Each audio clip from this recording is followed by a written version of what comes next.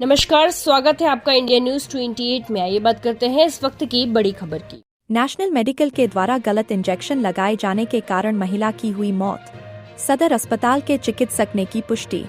साहिबगंज शहर के LC road स्थित नेशनल मेडिकल में बुधवार के दोपहर नगर थाना क्षेत्र के गुल्ली भट्टा निवासी महिला वीणा देवी उम्र 50 वर्ष पति राजाराम पासवान अपना इलाज करवाने के लिए गई हुई थी, जहां नेशनल मेडिकल के द्वारा उक्त महिला को एक एंटीबायोटिक इंजेक्शन दे दिया गया, जिसके तुरंत बाद ही उसकी हालत बिगड़ने लगी और उसकी मौत मौके पर ही हो गई।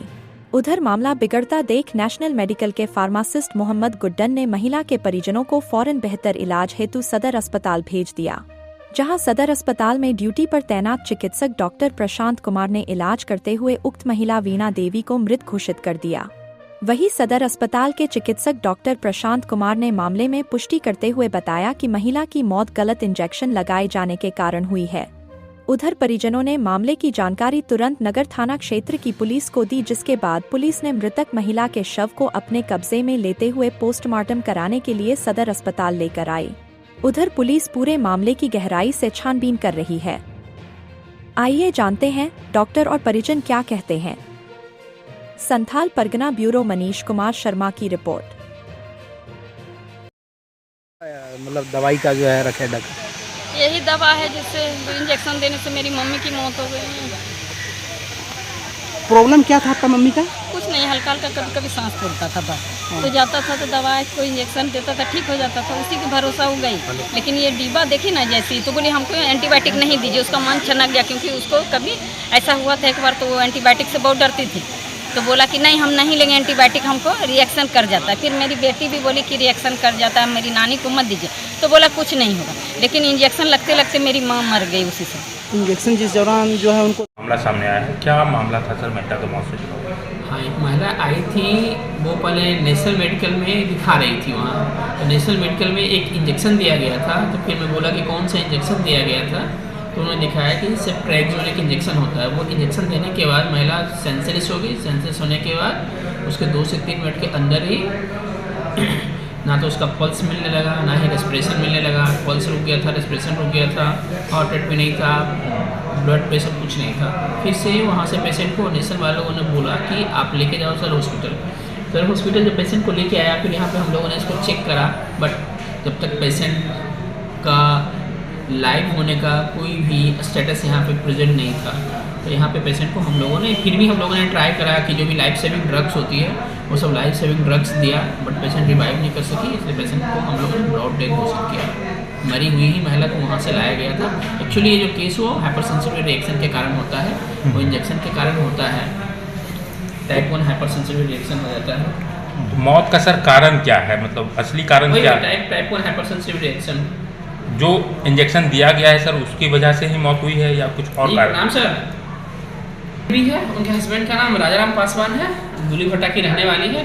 50 ईयर ओल्ड लेडी थी, 50 साल की थी। सुनिए ना, पेशेंट जब हमको हमारी सिस्टर फ़ोन की कि भैया हॉस्पिटल में ऐसा सी बात है, तो हम दौड़ करके आए। तो डॉक्टर साहब यहाँ हमको बताएं कि पेशेंट डेट कर चुकी है, आने से पहले डेट कर चुकी है। तो डॉक्टर साहब हमको बोले कि तत्काल इसको ले जाइए कोई बड़ा हॉस्पिटल। हमने एम्बुलेंस के जो बड़ा बाबू है तरुण कुमार के पास गए। तरुण कुमार बोले कि एक ड्राइवर बाहर है, एक ड्राइवर अभी नहीं है। उसके बाद हमने CS को फ़ोन लगाए, DS के फ़ोन लगाए, कोई भी फ़ोन को रिसीविंग नहीं किया। मैंने देखने के सिर्फ पेपर में सिर्फ डंका बज रहा है कि सरकारी हॉस्पिटल का इतना सुविधा दिया जा रहा है, लेकिन खोखला है सुविधा, खोखला। समझे ना, पेशेंट मर रहा है लेकिन कोई देखने वाला नहीं है यहाँ पर। आज ये पेशेंट अगर सुविधा मिलता है एम्बुलेंस को, तो इसको जान बचाया जा सकता था, लेकिन एम्बुलेंस सही वक्त पर नहीं मिला, जिसके कारण हमारा पेशेंट डेथ किया। क्या हुआ, क्या था आपके पेशेंट को? हुआ था कि ये बच्ची बताएगी, ये बच्ची ही लेके गई थी। हफ्सी उठता, तो उसी की वजह से मेरी नानी गई थी हॉस्पिटल, मतलब कि नेशनल मेडिकल दवाई लेने के लिए। तो मेरी नानी बोली क्या कि हमको हफ्सी उठ रहा है, हमको दवाई दे दीजिए। तो वो हम दवाई दे रहा था, तो फिर बुल्लर अंकल बोले क्या कि नहीं इंजेक्शन ले लीजिए, उससे ठीक होगा।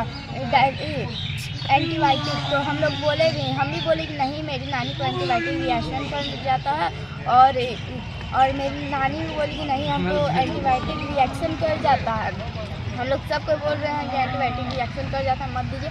तब भी वो अपना मन से दिया, और जब ऐसे होने लगा, मतलब पूरा एकदम देह हाथ चुनचुनाने लगा, तब बाहर में बैठा दिया, बाहर में रोड पे बैठा दिया। और हम लोग बोलते रहे कि ऑक्सीजन लगाइए, ऑक्सीजन नहीं लगाया। हम बोलते रहे। उसी समय हम अपनी मम्मी को कॉल किए, मेरी मम्मी, तो मेरी मम्मी आई, हम पहुँचे, हम देख लिए उसका मुँह ये सब काला हो गया तुरंत। हम बोले भैया इसको इंजेक्शन अथी लगा दीजिए, ऑक्सीजन थोड़ा सा लगा दीजिए। तो बोला कि नहीं, हम नहीं लगाएंगे, हॉस्पिटल ले जाओ। हॉस्पिटल आए तो डॉक्टर साहब बोले कि नहीं रहे। हाँ, उसके बाद हमें विजय डॉक्टर नेशनल मेडिकल में जैसे ही इंजेक्शन पड़ा वैसे ही हाँ। इनको एक क्या क्या नाम हो गया आपका? सुनीता देवी। इनको एक बार ऐसे हुआ था, तो डॉक्टर विदेश बोले थे कि मृतक कौन हुई आपकी? मम्मी से मत लीजिएगा एंटीबायोटिक। तो ये कहीं भी जाती थी मेरी माँ, तो पहले बोल देती थी हमको एंटीबायोटिक नहीं दीजिएगा, हमको डॉक्टर मना है।